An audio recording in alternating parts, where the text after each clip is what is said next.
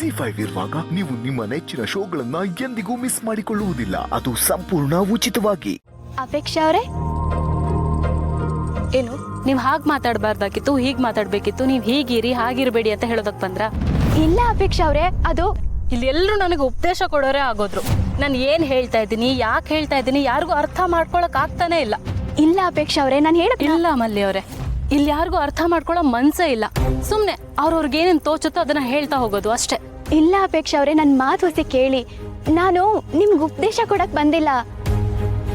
ಮತ್ತೆ ನಾನು ನಿಮ್ಮನ್ನ ಹೊಗ್ಳಕ್ಕೆ ಅಂತ ಬಂದಿದ್ದು. ಹುಳಕ್ಕ?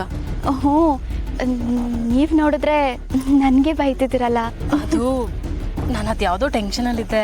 ಐ ಆಮ್ ಸೋ ಸಾರಿ ಮಲ್ಲಿ ಅವರೇ. ಇರ್ಲಿ, ಅದಕ್ಕೆ ಜಾಸ್ತಿ ತಲೆಬಿಸಿ ಮಾಡ್ಕೋಬಾರ್ದು ಅನ್ನೋದು.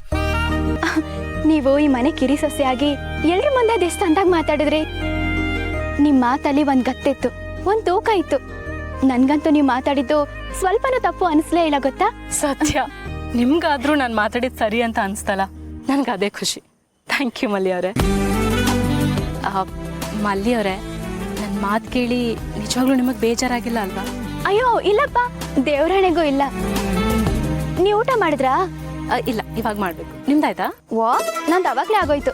ನಾನು ವಾಕಿಂಗಿಗೆ ಅಂತ ಬಂದಿದ್ದೆ, ನಿಮ್ಮ ನೋಡೋದ್ನಲ್ಲ, ಅದಕ್ಕೆ ಮಾತಾಡ್ಸು ಅಂತ ಬಂದೆ. ಮಲ್ಲಿ ಅವರೇ, ಇವತ್ತಿಂದ ನಿಮ್ಮ ವಾಕಿಂಗಿಗೆ ನನ್ನ ಹೊಸ ಪಾರ್ಟ್ನರ್, ಓಕೆನಾ? ಸರಿ, ಬನ್ನಿ ಹೋಗೋಣ.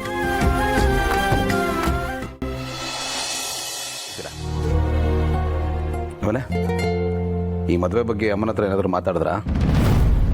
ಅಮ್ಮನೂ ಭಾಳ ಖುಷಿಯಾಗಿರ್ಬೇಕಲ್ಲ? ಹಾ, ಇವತ್ತು ಅತ್ತೆ ಫ್ರೆಂಡ್ಸ್ ಮನೆಗೆ ಬಂದಿದ್ರು. ಅವ್ರ ಹತ್ರ ಮದುವೆ ವಿಚಾರನೇ ಮಾತಾಡ್ತಿದ್ರು.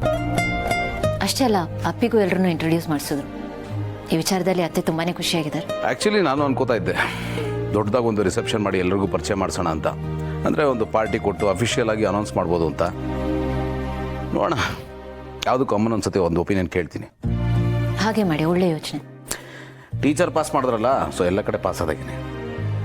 ಆಮೇಲೆ ಇನ್ನೊಂದು ವಿಷಯ, ನಮ್ಮ ಪಾರ್ಥನ್ಗೆ ಇನ್ನೊಂದು ಹುಡುಗಿ ಗೊತ್ತಾಗಿತ್ತಲ್ಲ, ಅವ್ರ ಮನೆಯವ್ರಿಗೆ ನಾನೇ ಫೋನ್ ಮಾಡಿ ಮಾತಾಡಿ ಹೀಗೆಲ್ಲ ಆಗೋಗಿದೆ, ದಯವಿಟ್ಟು ಕ್ಷಮಿಸಿ ಅಂತ ಸಾರಿ ಕೇಳಿದೆ.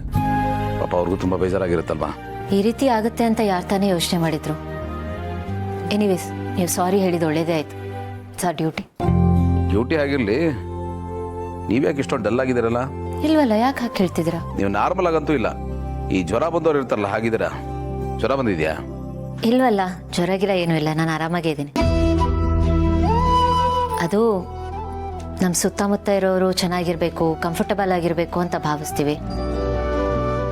ಹಾಗಾಗದೇ ಇದ್ರೆ ಸ್ವಲ್ಪ ಡಿಸಪಾಯಿಂಟ್ಮೆಂಟ್ ಆಗುತ್ತೆ, ಬೇಜಾರಾಗುತ್ತೆ ಅಷ್ಟೇ. ಅದು ಬಿಟ್ಟರೆ ಇನ್ನೇನಿಲ್ಲ. It's just a part and parcel of life. ಅಂದರೆ ಏನೋ ಇದೆ ಅಂತ ಆಯ್ತು, ಏನು ಅಂತ ಹೇಳಿ? ಏನಿಲ್ಲ, ಮನೆ ವಿಷಯ ಅಷ್ಟೇ. ಹೀಗೆಲ್ಲ ಆಯ್ತಲ್ಲ ಅಂತ ಅದರ ಬಗ್ಗೆನೇ ಯೋಚನೆ ಮಾಡಿ ಸ್ವಲ್ಪ ಬೇಜಾರಾಗಿ. ನೀವಿನ್ನೂ ಅದೇ ಹ್ಯಾಂಗ್ ಓರ್ಲಿದ್ದೀರಾ? ಅದರಿಂದ ಆಚೆ ಬನ್ನಿ, ಜಾಸ್ತಿ ಯೋಚನೆ ಮಾಡಕ್ಕೆ ಹೋಗ್ಬೇಡಿ. ನೀವು ಟೀಚರು, ನಾನು ನಿಮ್ಗೆ ಪಾಠ ಹೇಳ್ಕೊಡ್ಬೇಕಾ? ಹಾಂ, ಚೀರಪ್ಪ. ZEE5 ಆಪ್ ಡೌನ್ಲೋಡ್ ಮಾಡಿ ಎಲ್ಲಾ ಸಂಚಿಕೆಗಳನ್ನು ಸಂಪೂರ್ಣ ಉಚಿತವಾಗಿ ನೋಡಿ.